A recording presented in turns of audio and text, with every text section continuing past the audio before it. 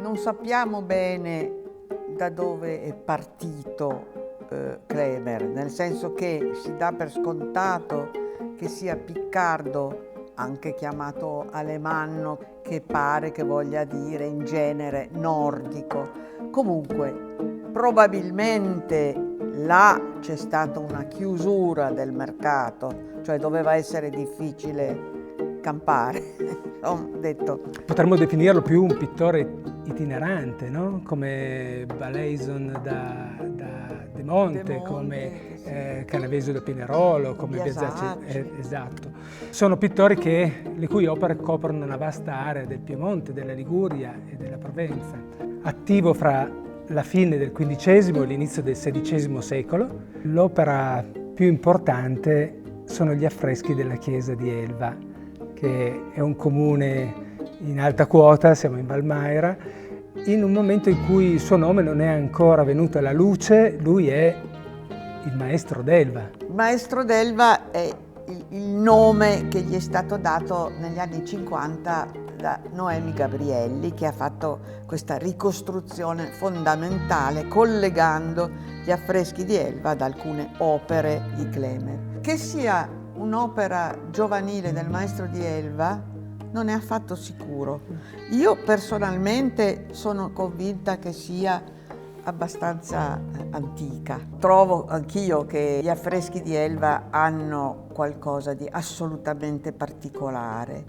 Immaginare una carovana di un artista con i suoi aiuti e i ragazzi, eccetera, si sia inerpicata poi, perché non c'era certo una grande strada. Certo doveva essere uno spettacolo e chissà come furono accolti, ecco, chissà come furono visti dagli abitanti.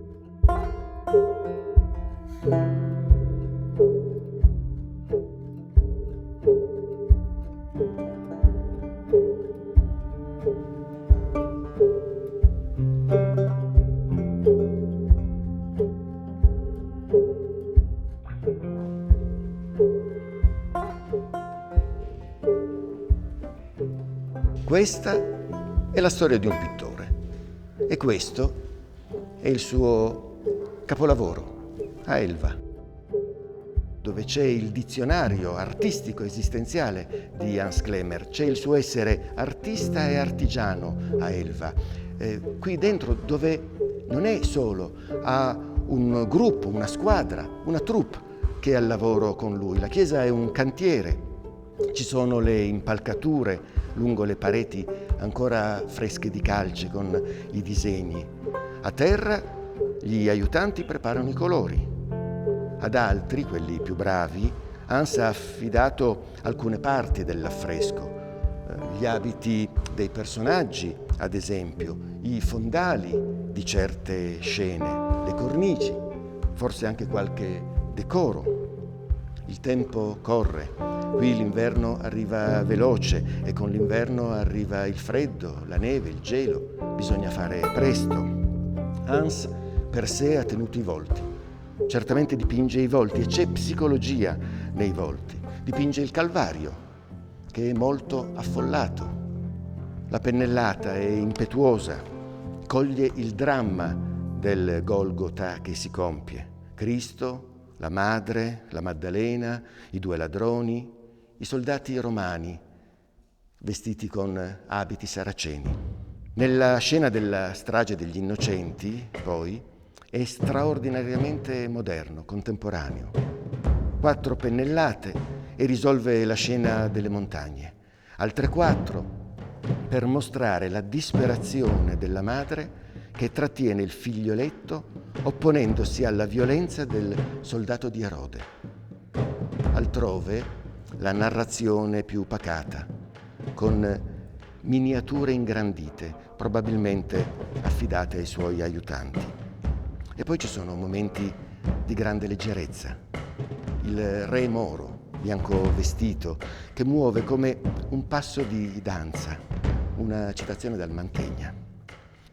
L'ispirazione viene dai Vangeli naturalmente, ma anche dalla leggenda aurea di Jacopo da Varagine e anche dai Vangeli apocrifi, che sono ricchi di storie che piacciono molto al popolo dei fedeli. E proprio dai Vangeli apocrifi è tratta una scena rara, originale, quella dell'ebreo a cui si staccano le mani per aver toccato il feretro della Madonna. E qui dentro, dove Klemer ha riunito tutto il suo mondo e tutte le sue ispirazioni, quella che viene dalla Provenza, quella rinascimentale lombarda, quella che scende con lui giù dalle Fiandre, che si riconosce a pieno titolo il maestro d'Elva, il Magister, Hans Klemer.